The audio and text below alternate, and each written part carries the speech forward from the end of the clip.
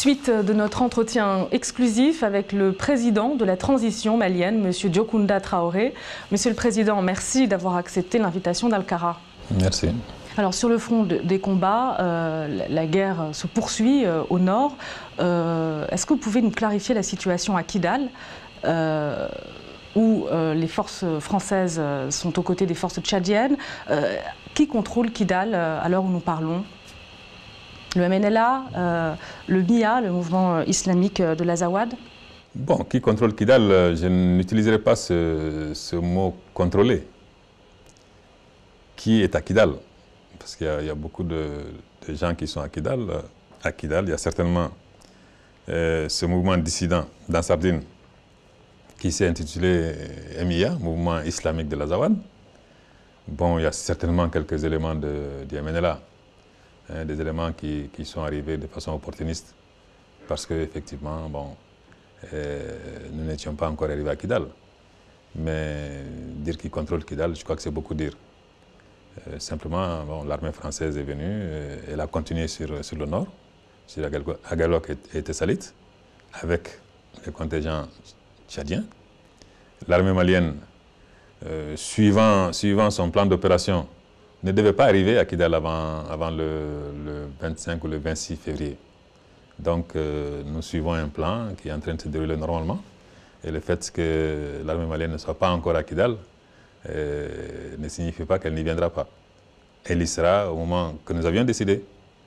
Et ça n'a rien à voir avec les déclarations fantaisistes du MNLA qui dit occuper Kidal et qui dit ne pas vouloir que l'armée malienne soit là, de même que les armées de la CEDEAO. Ça, c'est de la provocation, je pense que c'est pas important. Donc vous annoncez le retour de l'autorité, de l'État malien à Kidal pour bientôt? Mais j'annonce le retour de l'État malien partout sur le territoire malien. Kidal n'est pas une enclave au Mali. Donc l'État malien fera son retour à Kidal très bientôt? Il fera son retour sur l'ensemble du territoire malien. Kidal fait partie du Mali. Alors, vous avez évoqué le cas du MNLA. Est-ce que les pourparlers sont prévus très bientôt avec le MNLA? Je ne sais pas si c'est très bientôt ou si c'est un peu plus tard. De toute façon, ce que nous disons, nous, c'est que nous sommes toujours ouverts au dialogue. Mais nous sommes ouverts au dialogue avec ceux qui respectent l'intégrité territoriale du Mali et qui renoncent à parler de charia. Parce que nous sommes une république une et indivisible et nous sommes un pays laïque. Et ça, ce sont des préalables au dialogue. Une fois que cela est acquis, nous sommes ouverts au dialogue avec les Maliens. Il s'agit bien d'un dialogue intermalien. Il ne s'agit pas d'un dialogue entre le Mali et des étrangers.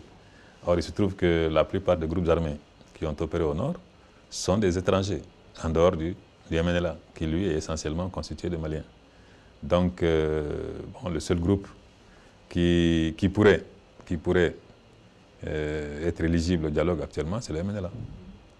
Mais encore faut-il qu'ils renoncent à leur prétention indépendantiste, à l'autonomie, et qu'ils s'asseyent autour d'une table avec nous, entre Maliens, que nous discutions de la situation qui prévaut, non seulement au nord, mais ailleurs dans le Mali, et que nous trouvions ensemble une solution.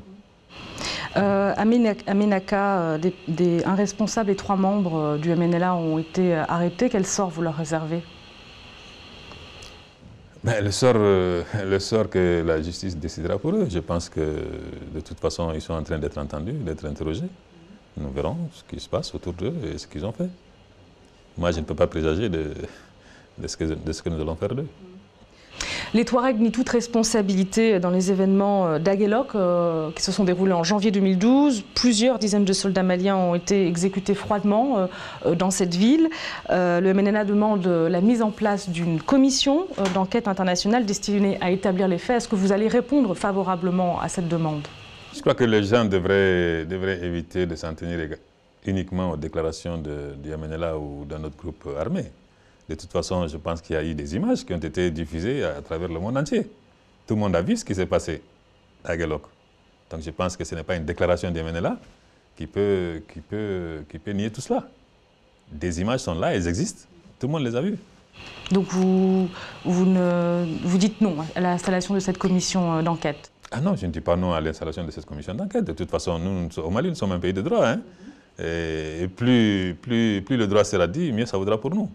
Nous sommes convaincus que, bon, en tout cas, les groupes armés qui ont agressé ce pays sont responsables de ce qui s'est passé à Galop.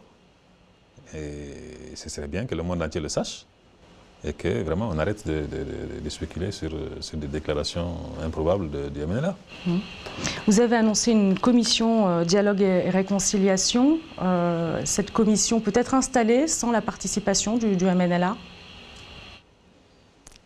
Cette commission sera installée avec la participation des populations du Nord, des représentants des populations du Nord.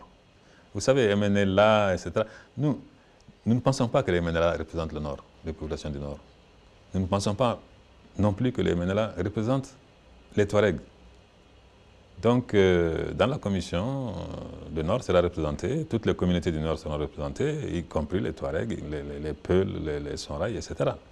Mais nous ne prenons pas un groupe spécifique pour dialoguer avec lui.